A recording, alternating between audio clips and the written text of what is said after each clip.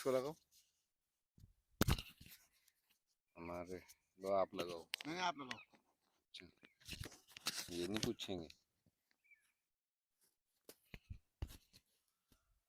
शास्त्रों से पहले क्या था? कहने का मतलब शस्त्र हाथ में थे, शास्त्रों के साथ कहो या पहले कहो, लेकिन शस्त्र जरूर था। नहीं तो राम तो इतने बलशाली थे, कहते हैं उनके शारीरिक रूप की जब वाल्मीकि जी ने रामायण में वो कल्पना करी ना कि अजानु भुज सर चाप धर है ना, संग्राम जीत कर दूसरम, यानी बड़ी बड़ी भुजाएं, चौड़ा सीना, तो वो फिर धनुष लेके क्यों चलते थे? ये तलवार क्यों रखते थे? हर चीज का अपना महत्व है। हाँ, जहाँ पर मल्ल युद्ध करना पड़ेगा तो वहाँ शारीरिक वो बल काम आएगा, है ना। जब मुक्केबाजी करनी है तो फिर मुक्का ही काम आएगा। और जहाँ पर शत्रुओं का पूरी तरह से दलन करना होगा, दलन, तो वहाँ तो आपको तलवार भी चाहिए, वहाँ आपको सब साधन चाहिए। भी चाहिए।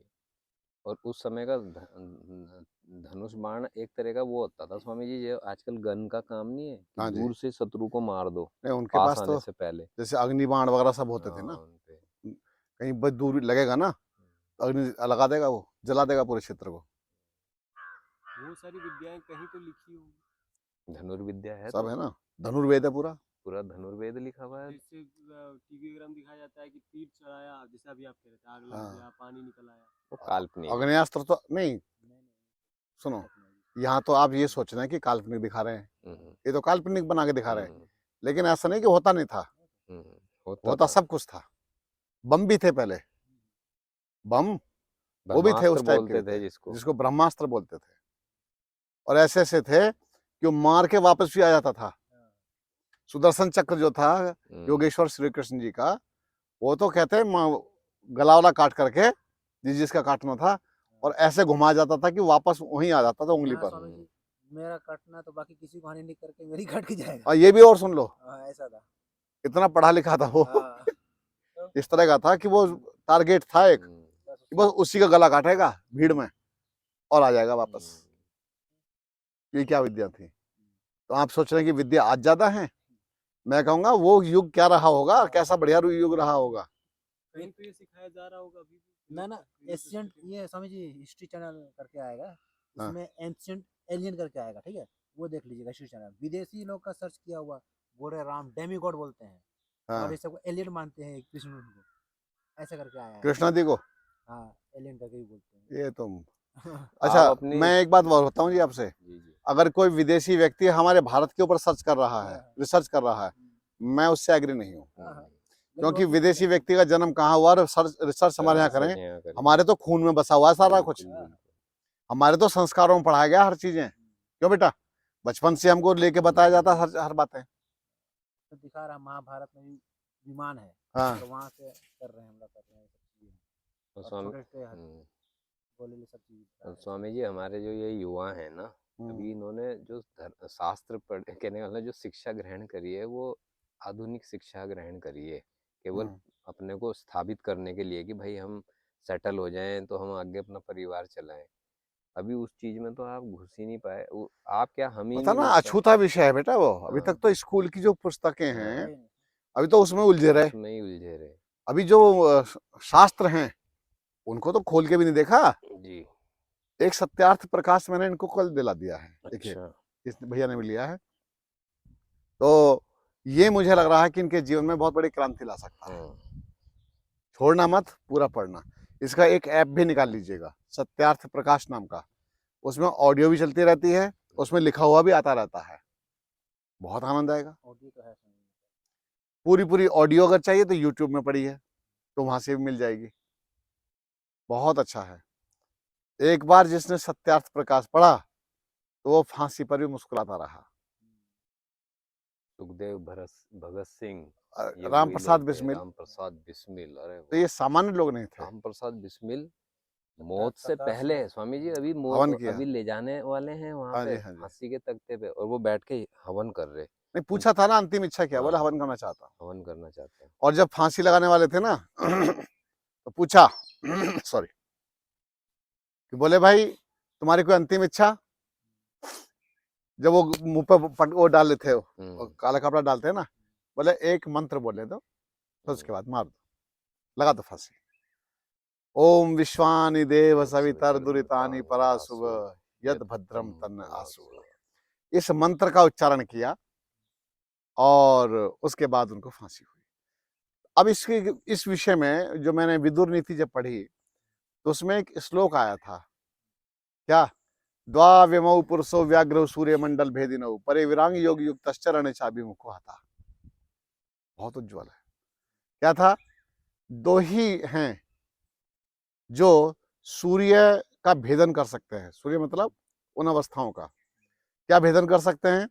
एक तो योग युक्त सन्यासी, जो योग युक्त हो गया है, जिसकी समस्त इच्छाएं विलीन हो गई हैं, और एक है वो जो मातृभूमि के लिए, मातृभूमि की रक्षा के लिए शत्रुओं का दलन करता हुआ वीर गति को प्राप्त होता है, वह भी मुक्ति का अधिकारी होता है। तो ये लोग जो होते हैं ना, जो कहते हैं हाँ लगा दो फांसी, ये कौन है? ये अपने मृत्यु को जीत चुके। ये तो तुम देह को अब जो कर रहे सो कर रहे, ये तो अपने आप को पहले त्याग चुके होते हैं। तो इसीलिए मैं कहता हूं कि ये वो लोग हैं कि जो मुक्ति के अधिकारी माने जाते हैं, तो जीते जी मुक्त हो चुके। खाली देह ही तो छूट रहा है, ऐसे तो मुक्त हो चुके हैं। लगा दो फांसी, ये लो अंग अंग काट दो, कोई चिंता नहीं। संभाजी का क्या था?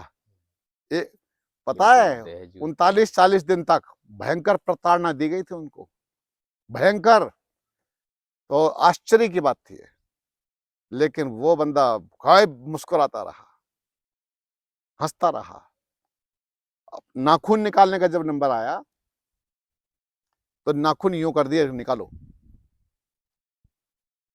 बस, जगदम्ब जगदम्ब यही रहते थे। देखा होगा सीन। और बोले जीभ निकाल दो इसकी, जीभ निकाल के बाहर कर दी, काट दो इसे। जब मातृभूमि के लिए, स्वदेश के लिए, अपने स्वराज के लिए अगर हमने संकल्प ले ही लिया है, अब इस देह का कुछ भी हो। ये थी योद्धा। देह की हमारे उसमें बात ही नहीं आई, हमें तो आत्मा से जानना गया। तो इसी प्रकार से ये जीवन था। आज भी हमें इस अवस्था के नौजवानों की उस आवश्यकता है। तो मैं यही कहूँगा, अपने आप को तैयार करो, अपने आप को वेपन बनाओ, आध्यात्मिक भी बनकर रहो। और मैं कहूँगा अगर आपके पास समय है तो इसे बर्बाद मत करो। ये शिविर आदि पूरे करके अगर हो सके तो केरल चले जाओ। केरल में कलरी सिखाई जाती है, कलरी पैटू बोलते हैं उसको। वहाँ जाइए और तुमको हथियार बना देंगे पूरा का पूरा। उनके नियमावली मुझे पता नहीं है, क्या क्या सिस्टम है उन लोगों का, लेकिन 2 साल 3 साल निकल के मत आना वहां से। और जब तुम आओगे ना तो तुम्हारी चाल भी कुछ अलग ही दिखाई देगी, तुम्हारा स्ट्रक्चर कुछ अलग होगा। तुम खिंचे बंधे तने यूं आओगे निकल करके परफेक्ट, वो अलग है। मैं भी सोच रहा था कि मैं भी ये सब छोड़ छाड़ करके कुछ समय के लिए कलरी सीखने के लिए चला जाता हूँ, 1-2 साल। उसके बाद जो जीवन बचेगा उसमें केवल युवाओं को तैयार करना, उनको सिखाना, हथियार चलाना सिखाना, उनको आत्मरक्षा सेल्फ डिफेंस सिखाना, बेटियों को सिखाना, यही काम करूंगा। फिर बुरा तो नहीं है, बहुत बढ़िया है तो अच्छा। तो इस तरह से ये समय रहते हुए ये सब सीखना चाहिए। तो हालांकि मैंने इसका तो स्वामी जी पैसा पूसा लेते होंगे वो भाई, कोर्स के बिना साथ। पैसे का तो होगा क्या?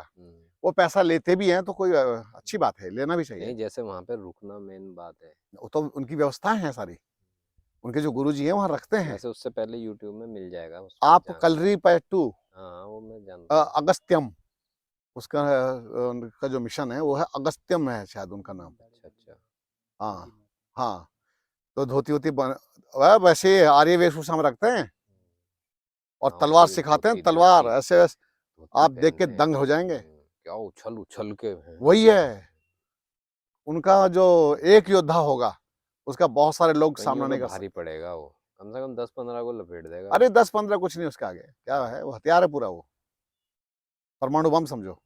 ऐसा ही हमें बनाना है अपने को। तो इसके लिए निरंतर अभ्यास की आवश्यकता होगी। आप आध्यात्मिक रहें, आपत्ति नहीं, लेकिन भीरू कायर वाले आध्यात्मिक ना हो, डरपोक वाले आध्यात्मिक ना हो। आज के समय में क्या हुआ, राम जी की कथा, राम जी की कथा, रोना रोना रोना धोना, मंचों से वो सब सिखाया गया। अरे राम जी का जो शौर्य था, शौर्य वो भी बताया। वो तो बताओ। अगर तुम राम जी के शौर्य की बात नहीं कहोगे तो लोग ये सोचेंगे तो राम तो लचर पचर जैसे थे। राम के जो एकदम सौम्य शांत मूर्ति दिखाई जाती है, बोले राम तो ऐसे होंगे हल्के फुल्के से। तो राम जी के उस रूप को भी दिखाना चाहिए। कृष्ण के उस असली जो दूसरा शौर्य वाला रूप है उसको भी दिखाना चाहिए, लेकिन नहीं बताते। एक स्वामी जी और जी। इन मंचों पर जो बैठे हुए हैं लोग बड़े बड़े, इनको शर्म नहीं आती? कम से कम गुरुकुलों की तो चर्चा करें, गुरुकुलों के बारे में तो बात करें। आपस में भिड़े हुए हैं एक दूसरे के प्रति। आवश्यकता नहीं है। तुम बड़े मंच पर जब पहुंच जाते हो तो जनता तुमको सम्मान देती है। जब सम्मान देती है तो गुरुकुलों की बात भी कहो कि अपने बच्चों को गुरुकुल में भेजो, अपनी बेटियों को अच्छे वस्त्र पहनना सिखाओ। वहां बैठे बैठे कॉमेडी कर रहे हैं, कॉमेडी कर रहे हैं बहुत सारी। तो कॉमेडियन बनने की आवश्यकता नहीं है। एक आप हंसो, हंसाओ, आपत्ति नहीं है, लोगों का समाधान भी करो, लेकिन प्रॉपर उनको कुछ ऐसा समाधान करो कि उनके जीवन में कुछ अच्छा परिवर्तन आए। बात समझे? तो ये आवश्यक है।